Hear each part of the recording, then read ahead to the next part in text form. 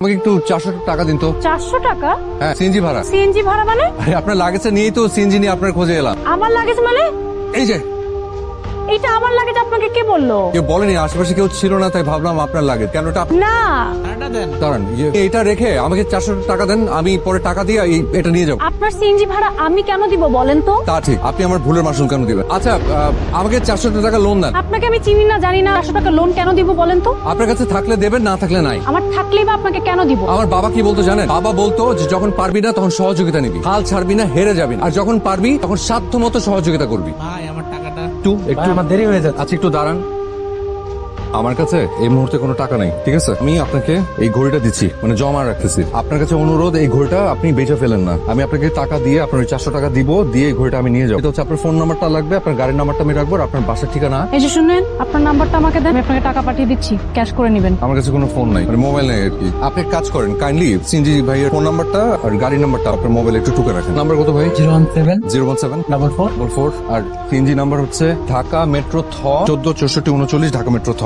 ঠিক আছে ভাই, আপনি যেতে পারেন। কিন্তু আমি লাগেজটা নিয়ে এখন কি করবো বলেন তো? আপনি লাগেজটা নিয়ে কি করবেন সেটা আমার দেখার বিষয় না। আমি যে সিএনজি ওয়ালার নাম্বার, সিএনজি নাম্বার নিলাম, এটা দিয়ে আমি এখন কি করব? কাগজের মধ্যে আমাকে একটু এই ফোন নাম্বারটা, সিএনজি নাম্বারটা আমাকে একটু লিখে দেন।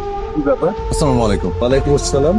ভালো আছেন? হ্যাঁ, ভালো আছে। আপনাকে তো তোমাকে তো চিনতে পারছি। মানে অন্য একজনের উপকার করতে এসে নিজেই বিপদের মধ্যে পড়ে গেছে। কি করবো সেটা বুঝতে পারছেন না। কি করবো বলেন তো? কিসের বিপদ? পুরো ডিটেইলে বলবো নাকি এই মুহূর্তে যে বিপদে আছি সেটা বলবো? এই মুহূর্তের সমস্যাটা কি? সকাল থেকে শুধু পানি, কোনো নাস্তা করিনি, পকেটে নট আ সিঙ্গেল টাকা। এইটাই একটা বড় সমস্যা। তো খাওয়ার ব্যবস্থা করতো। তার সাথে গাড়ি সাইড করে রাখো, ভিতরে ঢুকাইতে হবে না। আমি বেরোচ্ছি এখন। না না, লাগেজ টাগেজ নিয়ে ঢোকা যাবে না। এর মধ্যে কি বোম টম না পিস্তল টিস্তল আছে কে জানে? আর এখানে যদি অন্য কিছু থাকে, বাইরে থেকে লাগছে যদি কেউ নিয়ে যায়, তখন ঠিক আছে, আমার ভেতরে ঢোকা লাগবে না। আপনি খাবারটা নিয়ে আসেন এখানে, আমি এখানে বসেই খাবো। মানে এখানে এই ফুটপাতের মধ্যে বসে খাই, কোনো অসুবিধা নেই তো। ফুটপাতে কত খেয়েছি। না হয় এখানে এভাবে খাওয়ার অভ্যাস আছে, আমাদের এভাবে খাওয়ানোর অভ্যাস নেই। দরজার বাইরে বসে খাওয়ার অভ্যাস তো আমারও নেই। আজকে খাবো, অভ্যাস হয়ে যাবে। আচ্ছা, এই গেটের ভেতর বসেন।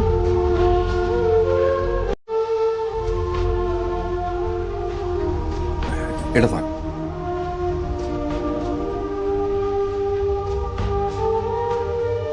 খাওয়া শেষ? শেষ মানে এখন তাহা ঘুমাইতেছে খাওয়া শেষ করে যায়নি? ওই যাইবো এত লাগেজের উপরে ঘুমাইতেছে। আপনি কি শুরু করলেন? কিরকম? এখানে শুয়ে আছেন কেন? কোথায় শোবো? আপনি কোথায় শুবেন, কোথায় ঘুমাবেন আমি কি করে জানবো? ঠিক একটু সময় নিচ্ছিলাম আর কি, মানে ভাবছি যে এটায় কিভাবে যাবো, গন্তব্য ঠিক করছি। তাছাড়া খাওয়াটা বেশ জম্পেশ ছিল, মানে একটু পরে চলে যাবো।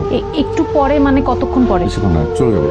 এই পুরো শহরে আমার এখানে কেন আসতে হলো? ভেবেছি লাগেজটা আপনার। আপনার কেন মনে হলো লাগেজটা আমার? এই লাগেজের ভেতরে একটা মেয়ের বিয়ের জন্য যা যা দরকার, শাড়ি, গয়না, এটা দেখে মনে হলো আপনার মতো ধনী কারো হবে। তাই নাকি?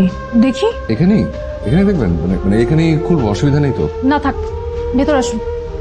আচ্ছা, আপনি তো থেকে টাকা নিয়ে সিএনজি ভাড়া কি যে বলে, আমি অন্যের টাকা না বলে কেন নেব? সেগুলো কারো বিয়ে, কি যে হচ্ছে সেই বিয়ে বাড়িতে একটা কাজ করা যায়, কি? এগুলো থানায় দিয়ে দেন, একটা ব্যবস্থা করে দিবে। নিরুপায় হলে তাই ভেবে দেখি। আচ্ছা, ওয়েট ওয়েট ওয়েট ওয়েট